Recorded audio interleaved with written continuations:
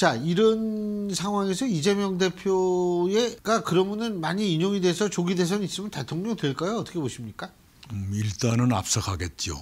예. 앞서갈 텐데 이제 탄핵이 인용돼서 윤석열 대통령이 시야에서 사라진다. 그러면 온통 국민들은 이재명으로 괜찮을까? 이쪽에 집중하게 되지 않겠어요? 예. 그렇게 되면은 이재명 대표에 대한 거부층도 상당히 두터워질 가능성이 있다고 보입니다. 윤석열 대통령이 사라지게 되면 이재명 대표의 모든 관심이 갈 수밖에 그렇겠죠. 없고 네. 이렇게 되면 이제 그 상당히 좀 거기에서 이제 오히려 불이익을 받을 수 있다라는 말씀이신데 이제까지 여론조사를 보면 하나의 특징이 이재명 대표를 지지한다는 응답률보다는 예. 싫다는 응답률이 10% 이상씩 높았어요.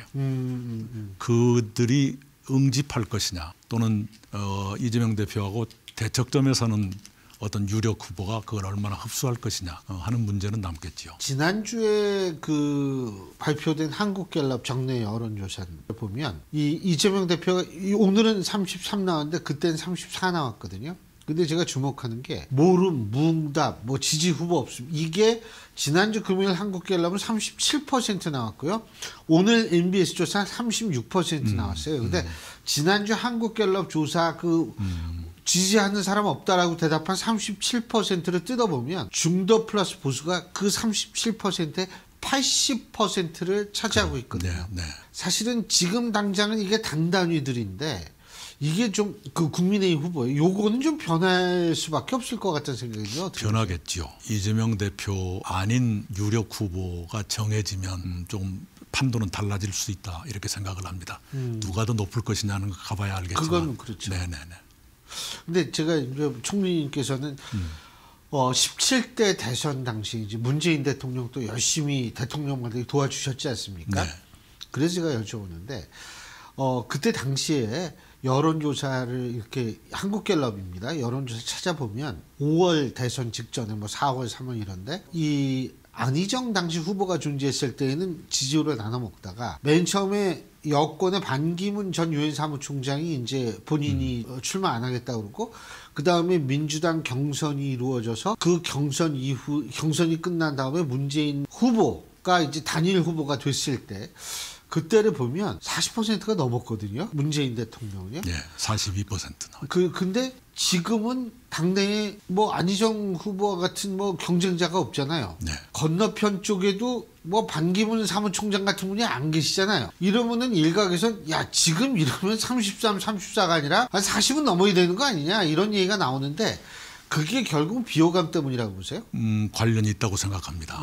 네, 지금 아까 이번 헌재에서 어떤 결과가 나오든 승복 못하겠다가 네. 44%가 된다는 것도 바로 그런 요인이 있다고 생각해요. 만약 탄핵이 인용되면 그다음 그러면 이재명을 우리가 받아들여야 되는가? 이 거부감 또는 반대의 경우는 윤석열 꼴을 또 봐야 되는가? 이것이 승복을 가로막는 요인이 되고 있지 않나 생각해요. 또 한 가지는 그때 당시 보면은요 아시겠지만 더불어민주당 지지율이 국민의힘 지지율의 거의 2배였었어요. 네. 지금은 오차범위 내의 박빙입니다. 네네. 그때 민주당은 문재인 대통령이 꽤 신선한 기대감을 주었다고 생각해요. 무슨 비호감 요인들이 많이 나오거나 그런 게 아니었고요. 사법 리스크도 없었고. 네, 사법 리스크 없었고 또 그분 문재인 대통령의 그 외모에서 주는 착한 남자 같은 느낌 있지 않습니까? 네, 그것 때문에 꽤 많이 몰렸었죠. 다른 대안도 없고. 그런 점에서는 박근혜 대통령에 대한 지지율이 막 4%까지 추락한 다음에 예. 대안으로서 문재인 후보가 떠올랐다면 최종 득표율 42%는 오히려 낮은 거였습니다. 네.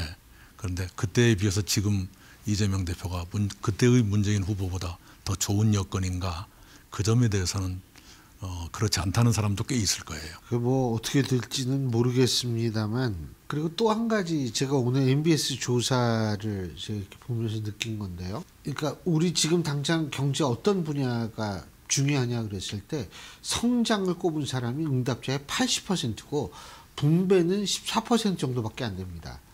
근데 이재명 대표나 이재명 대표의 민주당 같은 경우에는 계속 분배를 강조하는 듯한 모습을 보이는데 이거는 좀 그렇지 않나요? 이렇게 되면? 그럴 수 있겠죠. 네, 그럴 수 있을 거고 성장이 필요하다는 응답이 그렇게 높은 것은 그만큼 많은 사람들이 현 상태에 대해서 본인의 삶에 대해서 예. 불만을 가지고 있고 예. 앞날에 대해서 불안을 느끼고 있다는 뜻일 거예요. 그래서 예. 뭔가 전체 파이가 이렇게 키워지지 않고는 이걸 돌파할 방법이 없겠다. 이런 생각에 지금 짓눌려 있는 것은 아닌가 싶으네요. 예. 바로 그 점이 이제 청년층의 보수화 아하. 하고도 어딘가 뿌리가 이어져 있을 거라 생각합니다.